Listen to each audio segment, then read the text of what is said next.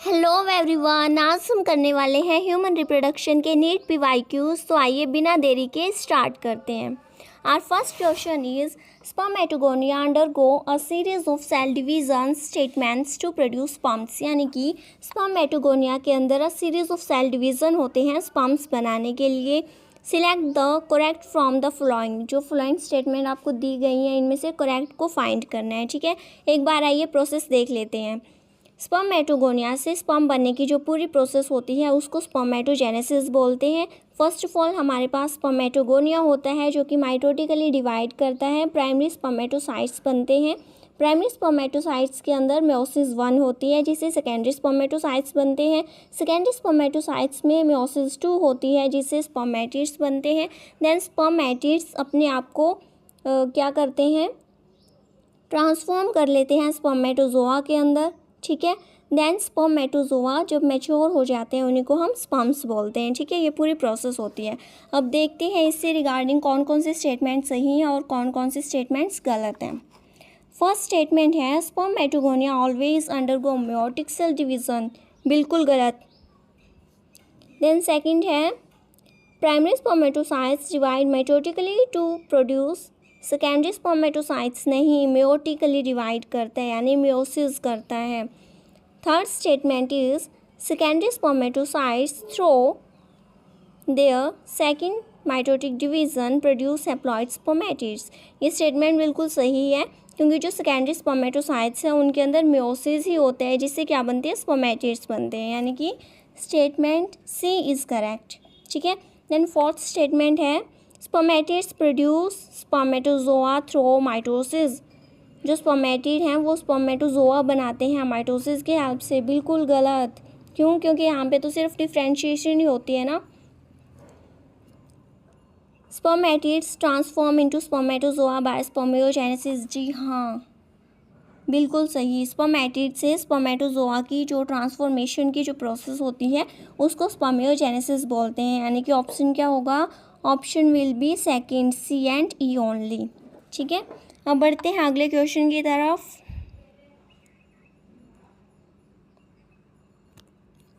Match list 1 and list 2 related to embryonic development at various months of pregnancy. आपको pregnancy के कुछ months दिए गए हैं जिनमें आपसे एम्ब्रियोनिक डेवलपमेंट पूछी गई है। तो आइए देखते हैं। फर्स्ट है the fetus movement starts and hair appear on the head. ये कौन से मंथ्स में होता है? ये 5th मंथ की एंडिंग तक होता है ना। एक मंथ में कितने वीक होते हैं? 4 वीक। तो 5th मंथ तक क्या होगा, 5 और 20 वीक्स। ठीक है, यानी कि फर्स्ट वाले को क्या होगा, फर्स्ट वाले का होगा B.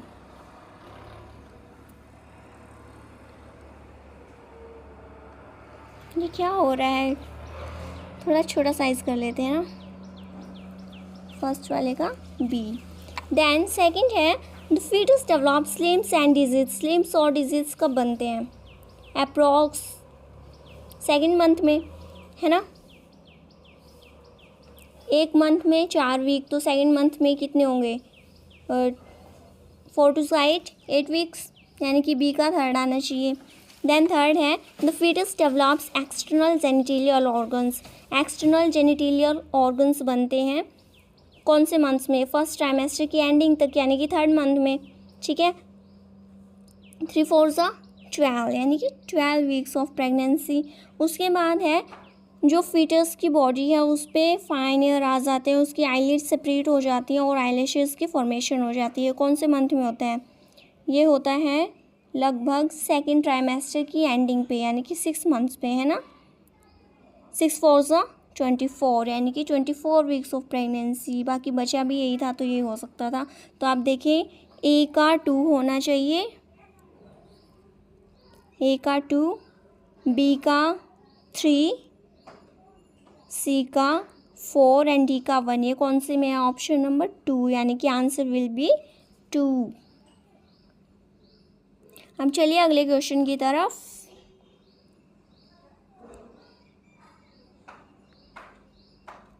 Arrange the following layer structures around the female gamete from outer to inner.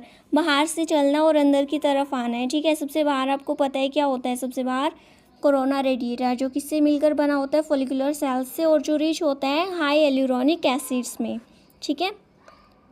Then corona radiata के अंदर क्या होता है, जोना पेलुसिडा, है ना। तो first of all C, then A, उसके अंदर क्या होता है, पेरीविटिलाइन स्पेस होता है, जिसके अंदर लास्ट में आपका ओवम होता है। देखिए ये आपका स्ट्रक्चर था।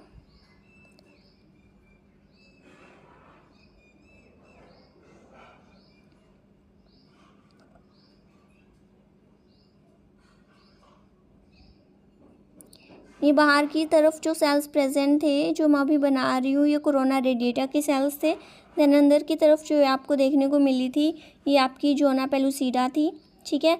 उसके अंदर जो आपको ये स्पेस देखने को मिला था, दिस वॉज पेरीविटिलाइन स्पेस, ठीक है। और सबसे अंदर की तरफ क्या थी, सबसे अंदर की तरफ आपका ओवम प्रेजेंट था, है ना, यही था ना। ओके,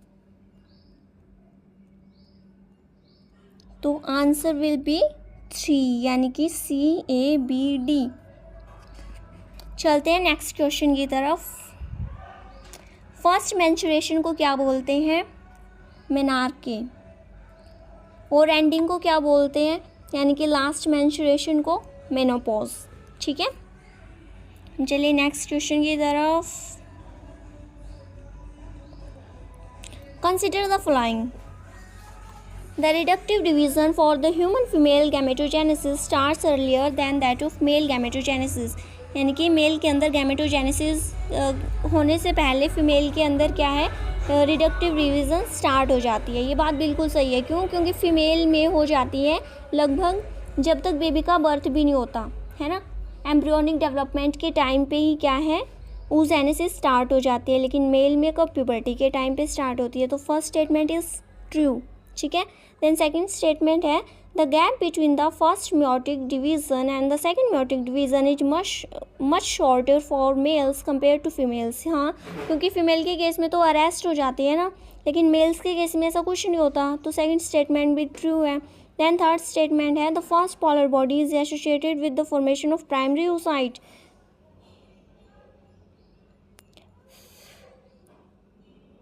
फर्स्ट पोलर बॉडी किससे, प्राइमरी oocyte से एसोसिएटेड होती है? नहीं, बिल्कुल भी नहीं। क्यों?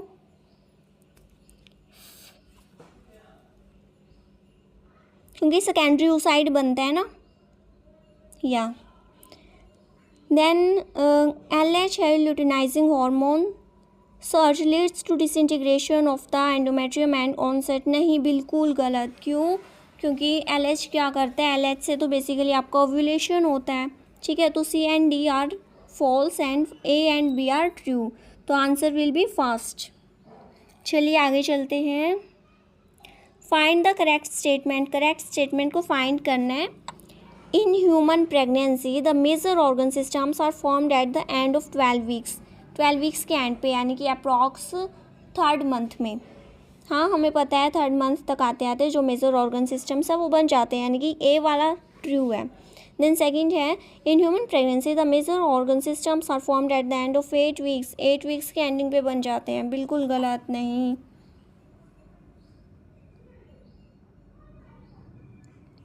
Then in human pregnancy heart is formed after 1 month of gestation. हाँ, पहले महीने में बन जाता है, तो सी वाला भी बिल्कुल करेक्ट है। देन फोर्थ है, in human pregnancy limbs and disease developed by the ends of second month. हाँ, सेकेंड मंथ तक आते आते क्या आपके लिम्स एंड डिजीज भी बन जाते हैं, ये भी बिल्कुल सही है। Then in human pregnancy the appearance of hair is usually observed in the 5th month. हाँ, 5th मंथ में आपको हेड पे हेयर की अपीयरेंस देखने को मिलती है, और साथ ही साथ क्या है, फर्स्ट फेटल मोमेंट आपको देखने को मिलती है। तो यानी कि A, C, D and D ये 4 स्टेटमेंट्स क्या हैं, करेक्ट हैं। तो आंसर विल बी फोर्थ। चलिए आगे चलते हैं। आपको लिस्ट दी गई है, लिस्ट 1 एंड लिस्ट 2, इनको क्या करना है, मैच करना है। हेड के अंदर क्या होते हैं, हेड के अंदर एंजाइम्स होते हैं, या फिर हेड के अंदर नहीं, हेड के अंदर जेनेटिक मटेरियल होता है, ठीक है। हेड के अंदर क्या होता है, जेनेटिक मटेरियल होता है। मिडल पीस के अंदर क्या होता है, माइटोकॉन्ड्रिया होते हैं जो क्या करते हैं, एनर्जी प्रोवाइड करते हैं। ये बेसिकली किसकी बात हो रही है, स्पर्म की बात कर रहे हैं, है ना। देन एक्रोसोम के अंदर क्या होते हैं, एक्रोसोम के अंदर एंजाइम्स होते हैं जो स्पर्म की एंट्री में हेल्प करते हैं, है ना। देन टेल में क्या होता है, स्पर्म को मोटिलिटी प्रोवाइड करती है ना। तो आंसर विल बी ए।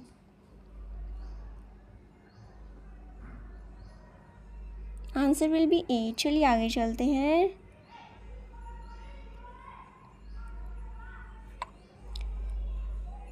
आपको 2 स्टेटमेंट्स दी गई हैं, एक असर्शन है एक रीज़न है, तो आइए रीड करते हैं। असर्शन कहता है breast feeding during initial period of infant growth is recommended by doctors for bringing a healthy baby. जी हाँ, मैंने आपको बताया था जो इनिशियल पीरियड होता है उसमें इन्फेंट की ग्रोथ के लिए ब्रेस्ट फीडिंग को रिकमेंड किया जाता है। क्यों? क्योंकि उससे जो बेबी हैं वो हेल्दी बनते हैं, है ना।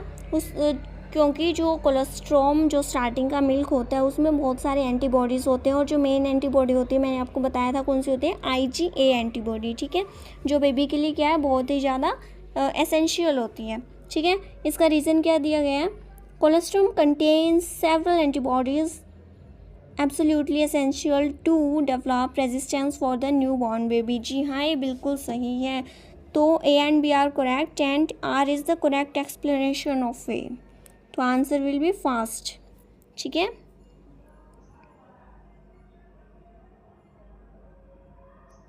अब चलिए आगे चलते हैं, 1 मिनट। यहाँ पे भी आपको असर्शन एंड रीज़न ही दिया गया है। FSH acts upon ovarian follicles in female and Leydig cells in males. नहीं, बिल्कुल गलत। क्यों? FSH किस पे काम करता है, फीमेल में तो सही है, ओवेरियन फॉलिकल्स पे एक्ट करता है, लेकिन मेल में क्या है, लेडिक सेल्स पे एक्ट करता है। नहीं, मेल में सर्टोली सेल्स पे एक्ट करता है, ठीक है। तो फर्स्ट स्टेटमेंट आपकी गलत हो जाती है। देन रीज़न दिया गया है, रीज़न वाली स्टेटमेंट देखते हैं सही है या गलत है। Growing ovarian follicle secrete estrogen in female with interstitial cells secrete androgen in male human being. जो ग्रोइंग फॉलिकल्स होते हैं वो एस्ट्रोजन सेक्रेट करते हैं फीमेल में, और जो इंटरस्टिशियल सेल्स यानी कि जो लेडिक सेल्स होती हैं वो एंड्रोजन रिलीज़ करती हैं। ये स्टेटमेंट बिल्कुल करेक्ट है। तो आंसर विल बी फोर्थ, यानी कि A is false and R is correct. अब आते हैं नेक्स्ट क्वेश्चन की तरफ। नेक्स्ट क्वेश्चन है identify the correct option A, B, C, D with respect to spermatogenesis. Spermatogenesis के रिस्पेक्ट में A, B, C and D को फाइंड आउट करना है, ठीक है। हमने देखा था GnRH ने क्या किया था, एंटीरियर पिट्यूटरी पे एक्ट किया था और 2 टाइप्स के हॉर्मोन्स निकले थे। कौन कौन से, LH और FSH, यानी कि A में क्या होगा, FSH होगा। तो आंसर या तो फर्स्ट हो सकता है या थर्ड हो सकता है, ठीक है। देन FSH ने किसके ऊपर एक्ट किया था, FSH ने एक्ट किया था सर्टोली सेल्स के ऊपर, है ना। तो C सर्टोली सेल्स होगा, और LH ने एक्ट किया था लेडिक सेल्स के ऊपर, जिन्होंने क्या किया था, एंड्रोजन्स को सेक्रेट किया था और स्पर्मेटिड्स की फॉर्मेशन करवाई थी। तो B क्या हो गया, लेडिक सेल्स हो गया। C क्या हो गया, सर्टोली सेल्स हो गया। और सर्टोली सेल्स ने कुछ फैक्टर्स को रिलीज़ किया था जो कि हेल्प कर रहे थे स्पर्मियोजेनेसिस में, है ना। तो आंसर विल बी फर्स्ट, यानी कि A आपका FSH है, B आपका लेडिक सेल्स है, C आपकी सर्टोली सेल्स हैं, और D आपका स्पर्मियोजेनेसिस है, ठीक है। अब चलिए आगे चलते हैं। Arrange the following parts in human mammary gland traversing the route of milk ejection. Milk ejection का हमें रूट बताना है, ठीक है। चलिए स्टार्ट करते हैं। मिल्क कहाँ पे बनता है, मेमोरी लोब्यूल्स के अंदर बनता है, जिसमें क्या प्रेजेंट होते हैं, एल्वेलाई प्रेजेंट होती है बेसिकली। तो फर्स्ट ऑफ ऑल मेमोरी एल्वेओलस, ठीक है, यानी कि सबसे पहले क्या आएगा, सबसे पहले C आएगा। उसके बाद क्या हमने देखा था, मेमोरी ट्यूब्यूल्स होती हैं जो कहाँ पे जाके ओपन होती हैं, डक्ट्स के अंदर ओपन होती हैं, है ना। तो first of all C then E, यानी कि मेमोरी ट्यूब्यूल जो मेमोरी डक्ट के अंदर जाके ओपन होएगी, ठीक है। उसके बाद क्या आता है, उसके बाद एक वाइड पोर्शन आता है जिसको हम एम्पुला बोलते हैं, और एम्पुला के बाद क्या है, लैक्टिफेरस डक्ट आती है जो कि आगे जाके क्या करती है, निपल में जाके ख़त्म हो जाती है, ठीक है। देन निपल से ब्रेस्ट फीडिंग कराई जाती है। तो पाथवे क्या होगा, first alveolus, then mammary tubule, then mammary duct, then ampulla, then lactiferous duct, यानी कि आंसर विल बी 3। चलिए आगे चलते हैं।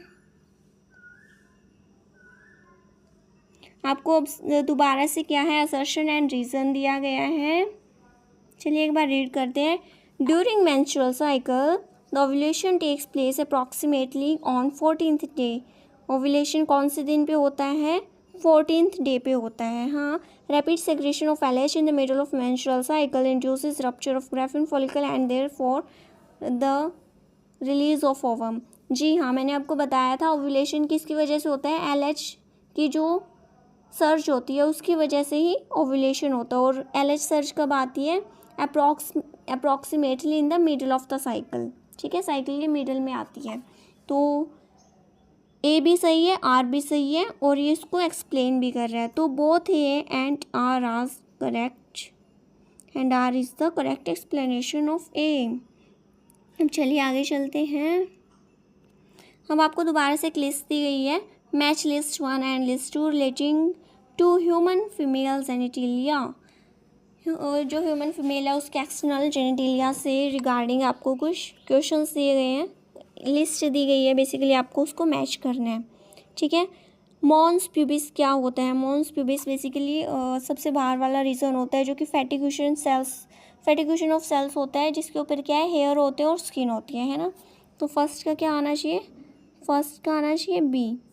देन क्लाइटोरिस क्या होता है, ये टीनी फिंगर लाइक स्ट्रक्चर होता है, कहाँ पे, लेबिया माइनोरा पे, है ना। तो B का आना चाहिए थर्ड।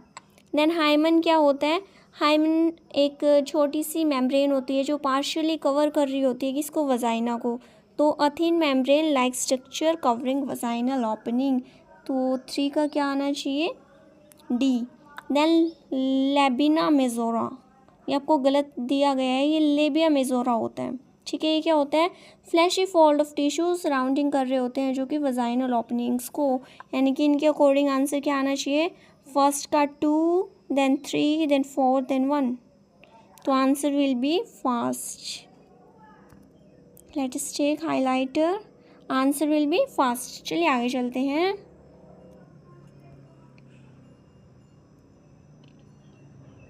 यह नेक्स्ट क्वेश्चन, आपको 2 स्टेटमेंट दी गई है। फर्स्ट स्टेटमेंट है vas deferens receives a duct from seminal vesicle and opens into urethra as the ejaculatory duct. जी हाँ, ये बिल्कुल सही है। Then the cavity of the cervix is called cervical canal which along with vagina forms birth canal. जी हाँ, ये statement भी बिल्कुल करेक्ट है। तो आंसर क्या होगा, both statement 1 and statement 2 are correct. ये क्या हुआ, जी हाँ, चलिए आगे चलते हैं। नेक्स्ट क्वेश्चन है, आपको दोबारा से एक लिस्ट दी गई है, लिस्ट 1 एंड लिस्ट 2, आपको इनको मैच करना है, ठीक है। फर्स्ट ऑफ ऑल, पार्चुरेशन के टाइम पे क्या होता है, पार्चुरेशन के टाइम पे होता है फीटल इजेक्शन रिफ्लेक्स, है ना, fetal ejection reflex. Then placenta क्या होता है, प्लेसेंटा सेक्रेट करता है HCG हार्मोन को। कोलेस्ट्रॉम क्या होता है, इनिशियल मिल्क होता है जिसके अंदर क्या सेवरल एंटीबॉडीज होती हैं। देन फिम्ब्रे क्या होती है, ये स्मॉल फिंगर लाइक प्रोजेक्शंस थे जो कि कहाँ पे प्रेजेंट थे, फिलोपियन ट्यूब की बिल्कुल एंडिंग पे, और ये क्या कर रहे थे, ओवरी से ओवम को रिसीव कर रहे थे, है ना। तो इनके अकॉर्डिंग आंसर क्या होना चाहिए, 3, 4, 1, 2। ये कौन से में है, ऑप्शन नंबर फर्स्ट में। चलिए आगे चलते हैं अगले क्वेश्चन की तरफ। आपको 2 स्टेटमेंट दी गई हैं, एक असर्शन दिया गया है, एक रीज़न दिया गया है। चलिए पढ़ते हैं। Endometrium is necessary for implantation of blastocyst. Blastocyst की इम्प्लांटेशन के लिए एंडोमेट्रियम ज़रूरी है। जी हाँ, बिल्कुल ज़रूरी है, ठीक है। क्यों, क्योंकि इनर लाइनिंग ही तो होती है एंडोमेट्रियम यूट्रस की, जिसके अंदर हमें क्या करना होता है, बेसिकली इम्प्लांटेशन करनी होती है, ठीक है। देन सेकंड है in the absence of fertilization, fertilization की एब्सेंस में जो कॉर्पस ल्यूटियम है वो डिजनरेट हो जाता है, that causes disintegration of endometrium, जिससे क्या है एंडोमेट्रियम की डिसइंटीग्रेशन हो जाती है। देखिए एक तरफ तो हम बात कर रहे हैं इम्प्लांटेशन की, दूसरी तरफ हम बात कर रहे हैं उसके इंटीग्रेशन की। बात तो दोनों सही है, स्टेटमेंट ए भी सही है, स्टेटमेंट बी भी सही है, लेकिन ये इसकी करेक्ट एक्सप्लेनेशन नहीं है। ठीक है, तो both A and R are true but R is not the correct explanation of A। अब चलिए देखते हैं arrange the sequence of different hormones for their role during gametogenesis. Gametogenesis के टाइम पे इनके क्या क्या रोल होते हैं हमने देखा था। सबसे पहले क्या होता है, सबसे पहले हमारे पास GnRH होता है जो कि हाइपोथैलेमस से रिलीज होता है, जो क्या करता है एंटीरियर पिट्यूटरी पे एक्ट करता है और FSH एंड LH को रिलीज करवाता है। ठीक है, तो सबसे पहले तो हम उसी को ढूंढते हैं। Gonadotropin releasing hormone from hypothalamus, statement B सबसे पहले आएगी। ठीक है, उसके बाद क्या होगा, gonadotropins from anterior pituitary gland, anterior pituitary gland से क्या होंगे गोनाडोट्रोपिन्स रिलीज होंगे, यानी कि FSH और LH सेक्रेट होंगे। ठीक है, उसके बाद क्या है ये स्पर्मियोजेनेसिस, ये तो लास्ट पॉइंट होएगा। गोनाडोट्रोपिन जो LH होगा वो स्टिमुलेट कर देगा सिंथेसिस को और सेक्रेशन को एंड्रोजन के। ठीक है, यानी कि एंड्रोजन की सेक्रेशन होएगी। अब एंड्रोजन से क्या होगा स्पर्मेटोजेनेसिस होएगी। ठीक है, और जो गोनाडोट्रोपिन FSH है ये क्या करते हैं स्पर्मियोजेनेसिस करवाएगा, यानी कि सीक्वेंस क्या होगा, फर्स्ट ऑफ ऑल E आना चाहिए, नहीं sorry first of all B आना चाहिए, देन E आना चाहिए, then A, then C, then D, यानी कि answer will be first, answer will be first. चलिए आगे चलते हैं अगले क्वेश्चन की तरफ। आपको दो स्टेटमेंट दी गई हैं दोबारा से। जो प्राइमरी फॉलिकल होता है gets surrounded by more layers of granulosa cell,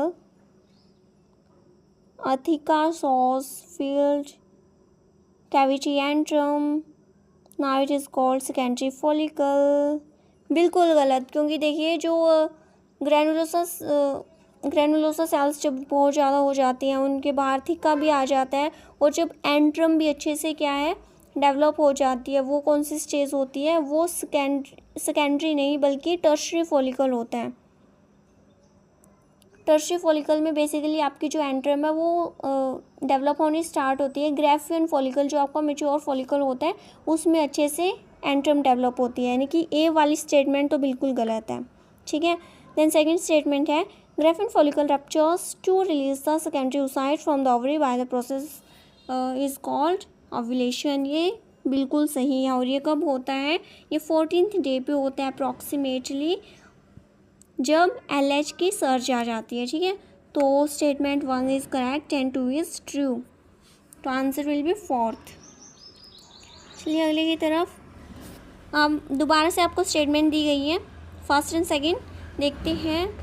first statement बोलती है the release of sperms into the seminiferous tubules is called spermiation.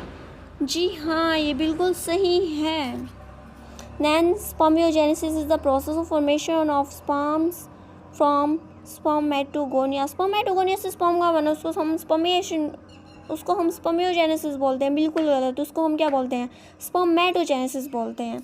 यानी कि ए स्टेटमेंट सही है, बी वाली गलत है, तो आंसर विल बी 4th। चलिए अगले क्वेश्चन की तरफ। Which of the following statement are true for spermatogenesis. Spermatogenesis के लिए कौन सी स्टेटमेंट सही है but not hold true for oogenesis। oogenesis के लिए सही नहीं है। देखते हैं, it results in the formation of haploid gametes. Haploid gametes की फॉर्मेशन दोनों में ही होती है, हमें तो वो देखना है ना जो एक के लिए सही है और दूसरे के लिए गलत है। ठीक है, the differentiation of gamete occurs after the completion of meiosis. Meiosis की कंप्लीशन होते ही क्या है गैमेट की डिफरेंशिएशन हो जाती है, नहीं।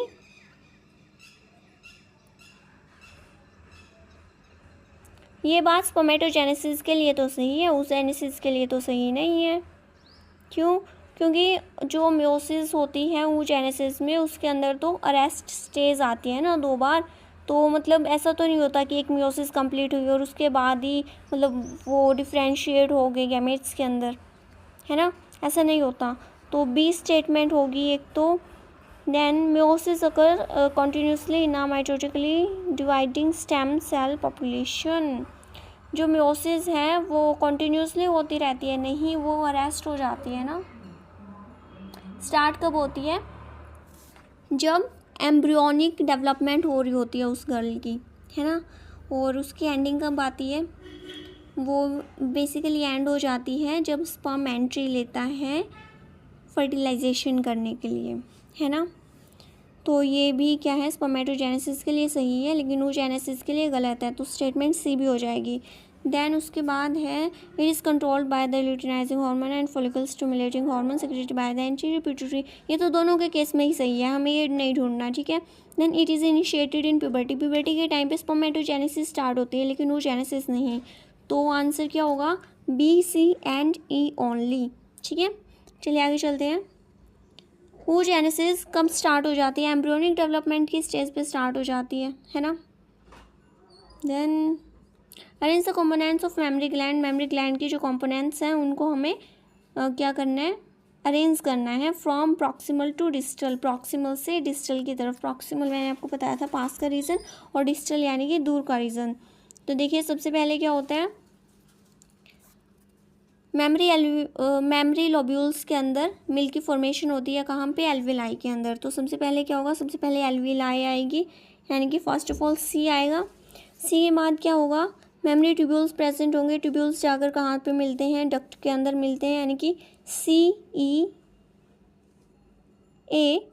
उसके बाद क्या है? एक एम्पुला रीजन आता है जिसको हम वाइड रीजन बोलते हैं, यानी कि मेमरी एम्पुला। और सबसे लास्ट में क्या है? लैक्टिफेरस डक्ट आती है। तो आंसर विल बी फोर्थ, यानी कि CEADB।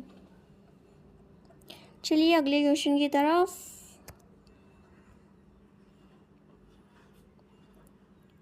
Meiotic division of secondary oocyte is completed. Meiotic division जो होती है सेकेंडरी oocyte की, वो कब कंप्लीट होती है? At the time of fusion of a sperm with an ovum. जी हाँ, बिल्कुल सही।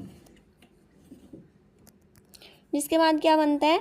एक तो ओवम बनता है और दूसरा क्या बनता है? सेकंड पोलर बॉडी बनती है, ठीक है।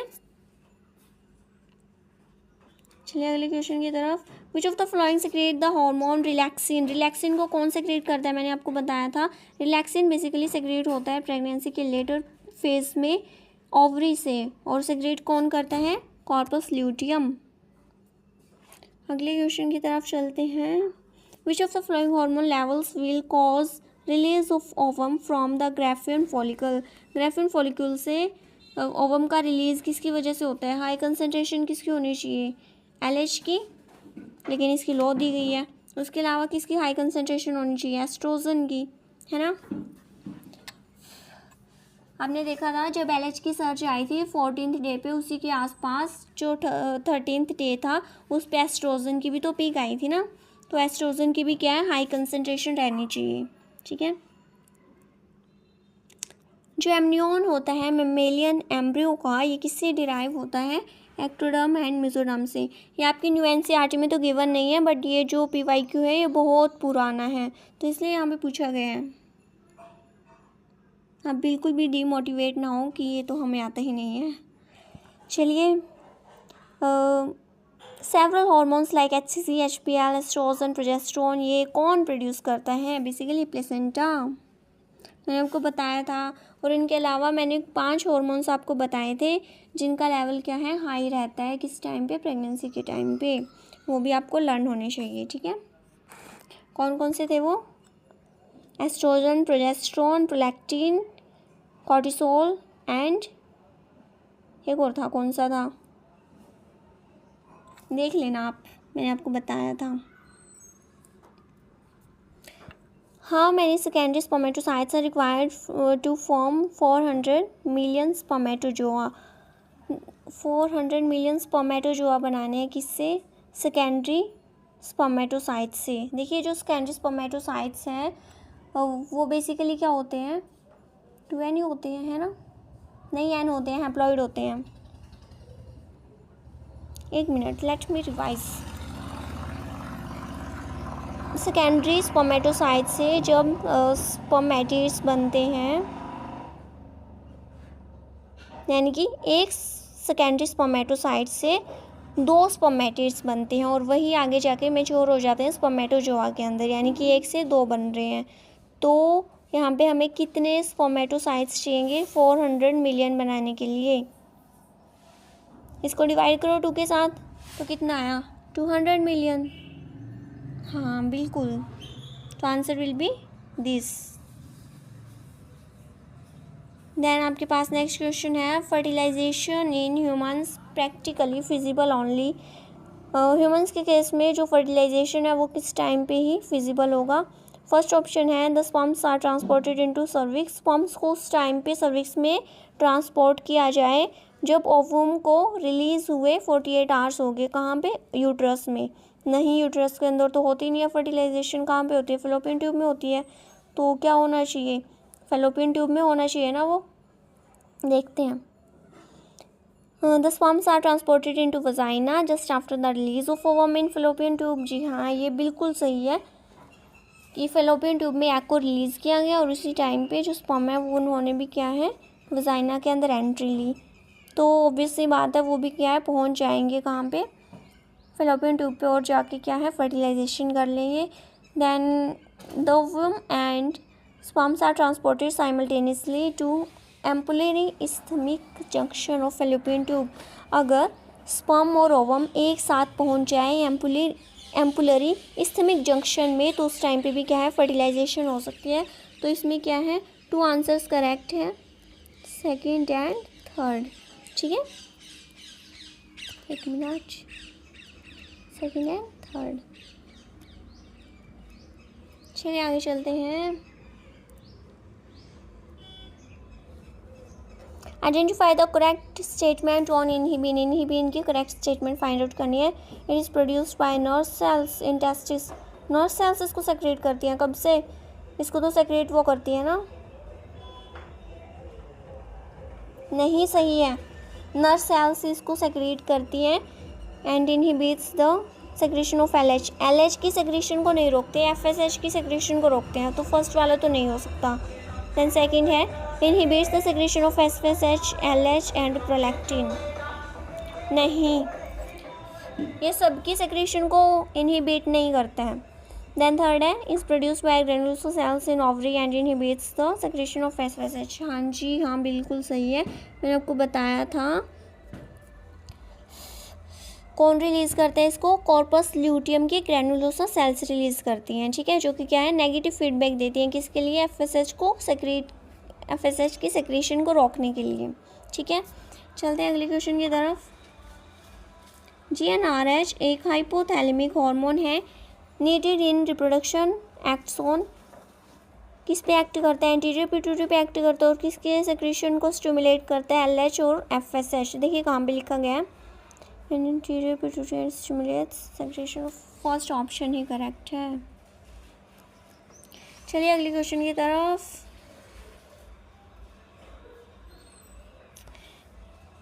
Which of the following depicts the correct pathway of transport of sperm? सबसे पहले रेटिडेस्टिस, then afferent ductules, then epididymis and vas deferens. This is the answer, first वाला। Then changes in GnRH pulse frequency in females is controlled by circulating levels of। किसके level की वजह से? Oestrogen and progesterone की level की वजह से, है ना। उसके बाद है नेक्स्ट क्वेश्चन, आपको करेक्ट सीक्वेंस बताना इवेंट्स का। सबसे पहले गैमेटोजेनेसिस होती है, देन गैमेट का ट्रांसफ़र होता है, सिंगैमी होती है, जाइगोट बन जाता है, उसके बाद सेल डिफरेंशिएशन हो जाती है सीधी। डिफरेंशिएशन का मतलब है कि स्पेशलाइजेशन, यानी कि कोई सेल स्पेशलाइज हो रहा है। ठीक है, तो फर्स्ट वाला तो नहीं हो सकता, सेकंड वाला देखते हैं। गैमेटोजेनेसिस होगी, देन गैमेट का ट्रांसफ़र होगा, जी हाँ बिल्कुल। सिंगैमी होगी, देन जाइगोट बनेगा, सेल डिवीज़न होगी यानी कि क्लीवेज होगा, सेल की डिफरेंशिएशन होगी, ऑर्गेनोजेनेसिस हो जाएगी। जी हाँ बिल्कुल, आंसर विल बी सेकेंड। चलिए आगे चलते हैं। कैपेसिटेशन कहाँ पे होती है? फीमेल के रिप्रोडक्टिव ट्रैक्ट के अंदर, फीमेल के रिप्रोडक्टिव ट्रैक्ट के अंदर। Hormone secretory by placenta to maintain pregnancy, pregnancy को मेंटेन करने के लिए कौन कौन से हार्मोन सेक्रेट करे जाते हैं प्लेसेंटा से? HCG, HPL, progesterone and estrogen. Answer number C यानी कि थर्ड। चलिए आगे चलते हैं।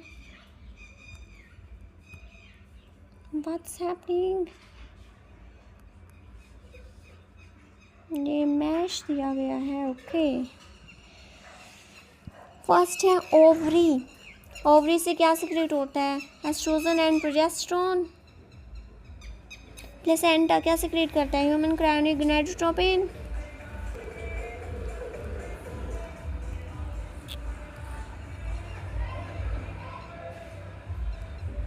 Corpus luteum, progesterone only. Leydig cells, androgens. तो answer will be second, first, fourth, third.